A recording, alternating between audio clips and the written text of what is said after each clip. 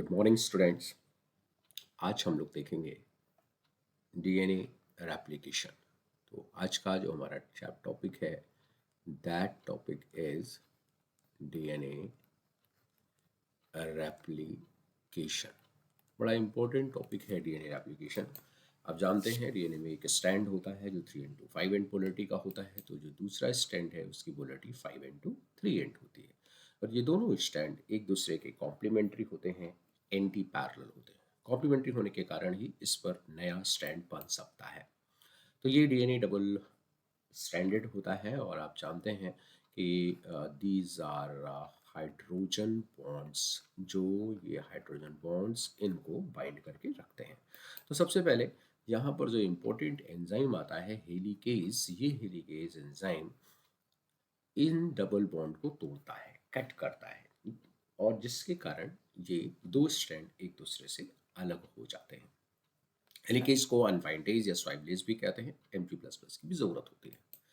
अब ध्यान दीजिए, इसके बाद इन दोनों स्ट्रैंड, चूंकि ये बहुत ज़्यादा क्वाइल्ड होते हैं, तो ये फिर से एक ना हो जाएं, इसलिए यहाँ पर हेलिक्स डिस्टेबलाइजिंग कॉम्प्लेक्स या सिंगल स्ट्रैंडेड बाइंडिंग प्रोटीन्स आती हैं, और ये प्रोटीन्स इन दोनों स्ट्रैंड्स को आपस में जुड़ने नहीं देती हैं। लेकिन जब ये खुलेगा, यहाँ से हेलिकेज जब ये कट करेगा, तो इसका जो सामने वाला पार्ट है वहाँ पर सुपर कॉइलिंग हो जाती है, टेंशन हो जाती है, और उस टेंशन को रिलीज करने का काम टोपो आइसोमेरेज करता है।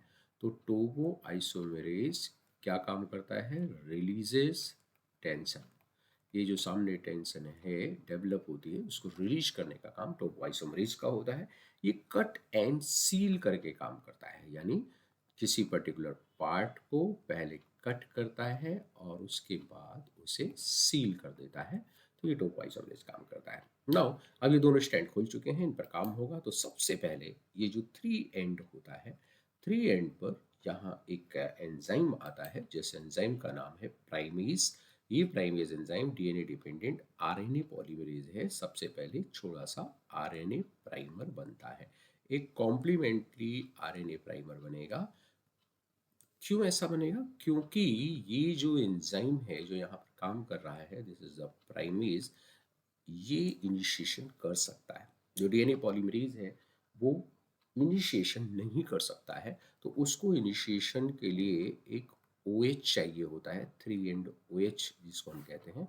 और जब ये 3 एंड OH प्राइमर का मिल जाता है तब वो आगे काम कर सकता है। तो सबसे पहले ध्यान दीजिए, यही आरएनए वर्ड का डोमिनेंस भी बताता है कि सबसे पहले डीएनए एप्लीकेशन से भी पहले आरएनए प्राइमर बनता है। अब क्या होगा?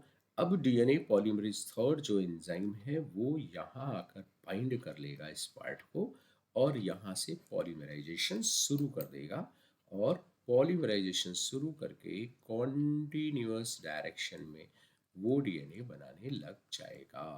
ठीक है ना? तो कॉम्प्लीमेंट्री डीएनए इस तरह से बनता हुआ चला जाता है इस डायरेक्शन में। और ये जो पुराना डीएनए है, ये पुराना डीएनए टेम्पलेट का काम करता है, और ये वाला जो डीएनए है ये न्यू डीएनए स्टैंड बनने लग जाता है डीएनए पॉलीमरेज थर्ड के द्वारा। ये जो स्टैंड बन रहा है, इसके सामने वाला जो स्टैंड होता है, आप देखिए यहाँ छोटे छोटे से प्राइमर है, और इन छोटे छोटे प्राइमर्स पर फिर बनता है स्मॉल स्ट्रेच ऑफ डीएनए, जिनको हम लोग ओकाजाकी फ्रेगमेंट्स कहते हैं। तो ऐसा क्यों होता है? क्योंकि यहाँ रिवर्स डायरेक्शन में वर्क होना होता है, एनर्जी बहुत खर्च होती है। तो एक सबसे बड़ी खास बात है कि DNA polymerase always works in a direction 5n2 3n। केवल इसी डायरेक्शन में पॉलीमराइजेशन कर सकता है, इसकी अपोजिट डायरेक्शन में पॉलीमराइजेशन नहीं कर पाएगा। आपने देखा कि जो आरएनए प्राइमेज है, ये आरएनए प्राइमेज भी पॉलीमराइजेशन 5n से 3n डायरेक्शन में ही कर सकता है। तो एक स्टैंड इधर 5n2 3n बन रहा है, और एक स्टैंड इधर 5n2 3n बन रहा है। इधर की तरफ जो स्टैंड बन रहा है ये कॉन्टिन्यूअस बन रहा है। कैसा बन रहा है? ये स्टैंड जो है ये कॉन्टिन्यूअस बन रहा है, इसको लीडिंग स्टैंड बोलते हैं। जबकि दूसरी तरफ देखो, थोड़े थोड़े पार्ट में बन रहा है, इसे लैगिंग स्टैंड कहते हैं। और ये लैगिंग स्टैंड जो है वो बन रहा है डिसकॉन्टिन्यूअस। तो आप ऐसा बोल सकते हो कि जो डीएनए का रेप्लिकेशन होता है दैट इज सेमी डिसकॉन्टिन्यूअस, क्योंकि एक स्ट्रैंड तो कॉन्टिन्यूअस बना है और दूसरा स्ट्रैंड कैसे बना है, डिसकॉन्टिन्यूअस बना है। यहाँ पर भी देखो ये वाला जो स्ट्रैंड है ये स्ट्रैंड वर्क कर रहा है टेम्पलेट की तरह, और ये वाला जो स्ट्रैंड है ये न्यू डीएनए स्ट्रैंड है। यानी डीएनए का जो रेप्लिकेशन है वो होता है semi conservative, the very very important question.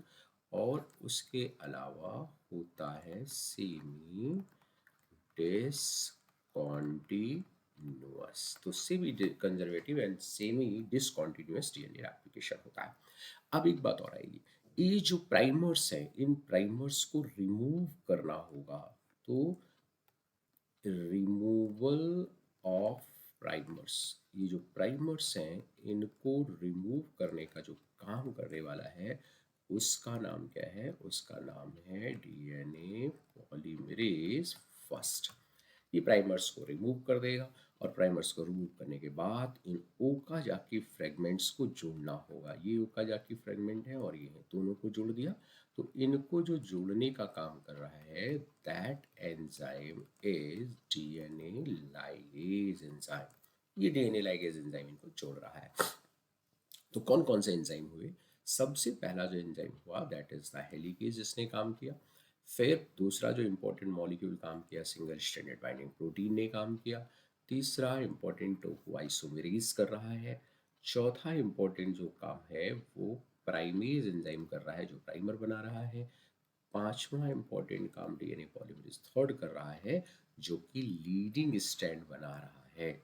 और उसके बाद फिर इधर की तरफ जो स्टैंड बन रहा है वो लैगिंग स्टैंड बन रहा है जिसमें बनते हैं ओकाजाकी फ्रेगमेंट्स। और फिर इन सारे प्राइमर्स को, इसको भी रिमूव किया जाता है, सारे प्राइमर्स को रिमूव करके रिप्लेस कर दिया जाता है। डीएनए पॉलीमरेज क्या करता है, removal of primers and gap filling, यानी केवल प्राइमर को ही नहीं रिमूव करता ये, उसकी जगह डीएनए के बेसिस को ऐड कर देता है। और फिर ये हो गया का नंबर 9। और नंबर 10 पे जो ओकाजाकी फ्रेगमेंट्स हैं उन ओकाजाकी फ्रेगमेंट्स को जोड़ने का काम जो कर रहा है वो कौन कर रहा है, डीएनए लाइगेज करता है। और इस तरह से फिर दो डीएनए बनकर तैयार हो जाते हैं। ठीक है ना। तो एक डीएनए से दो डीएनए बनते हैं।